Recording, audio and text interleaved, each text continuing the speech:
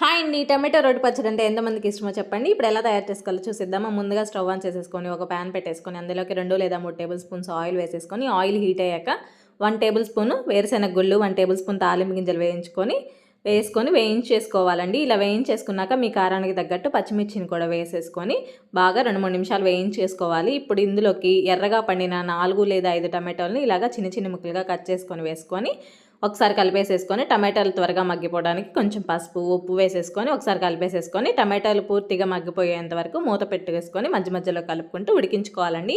ఇలాగా మగ్గిపోయాక ఇందులోకి కొంచెం చింతపండు వేసేసుకొని ఒకసారి కలిపేసేసుకొని పక్కన పెట్టేసుకోవాలి చల్లారేంత వరకు.